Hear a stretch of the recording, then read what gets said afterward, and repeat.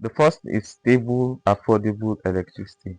So if where you intend to set up your water factory, there is no light there at all, then I don't think there is any point for you to even start, except if you are willing to invest in an off-grid solar.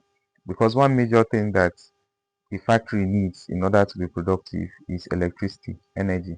And if the electricity in that area is not stable and you don't have any other alternative like a solar, because I won't actually recommend generator now, especially in this economy. The production time and the amount of fuel or diesel which you'll be consuming is not feasible when you add up all the expenses at the end of the day.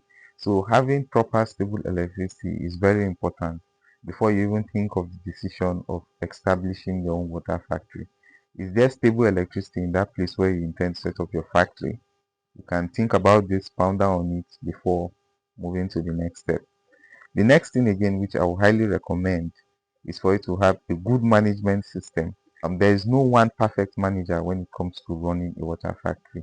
It's a collection of efforts, ideas from the manager himself, and enforcement implementation from the staff. So if you want to go into this business, you should think of the kind of management structure you would want to have. If you will be managing it yourself, if you have someone who will be managing it for you, and you have to be aware of the business, know everything that is going on in the business, the names of the materials, and so on.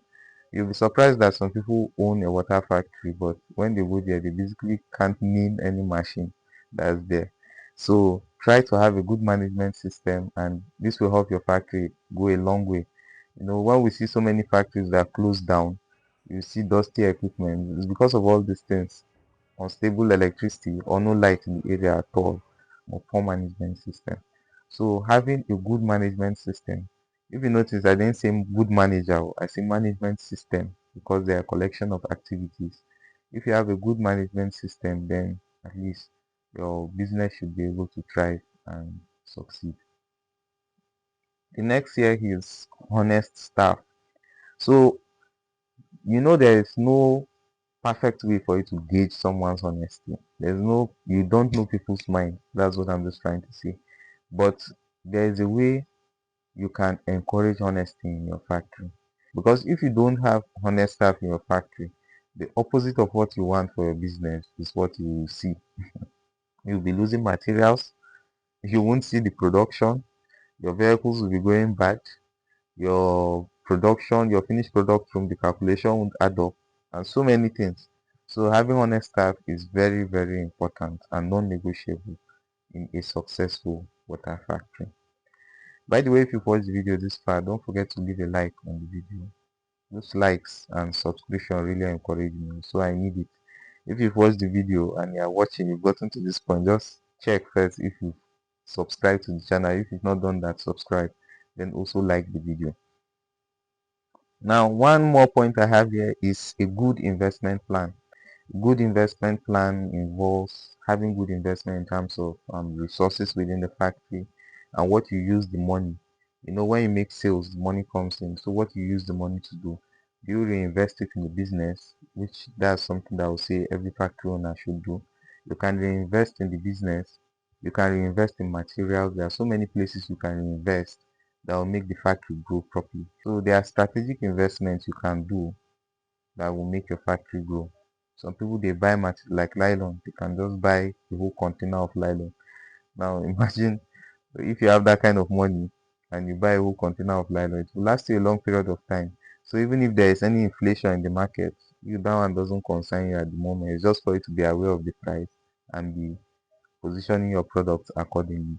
So having a good investment plan, that's having someone in the factory, even though it's not the MD himself, because mostly the MD is the investor.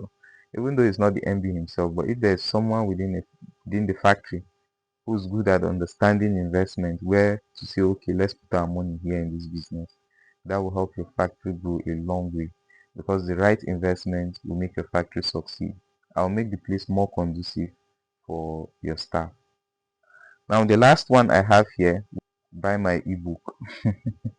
My ebook go into details on the things that are required for you to have a successful water factory. You understand? I don't think there is any ebook that is as comprehensive as this. There is none I've searched, but I haven't seen it. I will highly recommend you get this ebook, even if you are the Ababi of water factory business. I'm sure you will find so many things to learn here too, in addition to your expansive knowledge. My ebook touches everything right from acquiring land, construction, um, power source, those things that take out money out of your business, NAFDAC registration, everything that you need to know about setting up a water factory. Even my YouTube channel, the kind of one-on-one coaching I do, ways for you to scale your business, electric vehicles, all those things are in my ebook. So if there's any question you have in regards to setting up a water factory, because sometimes I see people who message me and say, how much is machine? How much is this one? How much is that one? So once you get this ebook, majority of your questions, like more than 95% will be answered. It's just for you now to tell me, okay, please, I need clarity on the address on where I'll go and get equipment or something specific. You understand? So I'll highly encourage every factory owner, even if you have an existing factory too, this ebook is for you, because in the ebook I also give some analysis on those things that will help you scale with numbers too on how achievable those things are. So I will highly recommend you get this ebook for sachet water factory and also for bottled water factory if you intend to succeed. So basically those are the things I have for you today. These are the things that will help you grow as a water factory owner and help you have a legacy business, because I see water factory business as a prime legacy business, meaning it's a business that if you do it correctly, it will last a long period of time, and it will keep on providing the services which is intended to do. So don't forget to like this video and also subscribe to the channel. There are some questions which I'll be answering in future videos. There is a question someone asked me which made me think. In his area, he said they currently sell water for around 230 naira per bag, which is very, very low to me. In short, it's unheard of, because I know even in rural communities in some villages, they sell over 500 naira. So he just told me they struggle with competition and some things that he did in the business, which for him he thinks those things will make him succeed. So I did some analysis with him and I was able to give him some counseling on why his business was actually struggling at that point. Because you have to know the market you are in currently in order to do some things. There are some markets that don't deserve some things. So you can't be in a rural community and be having customized water or producing. Okay, take for example now in the village, you go and start producing premium bottled water with full printed shrink wrap, and you are distributing face cap to them, and you start complaining that you're not seeing sales. So there are some things that you need to understand about business as a whole in order for you to succeed. That's why I hold one-on-one coaching session.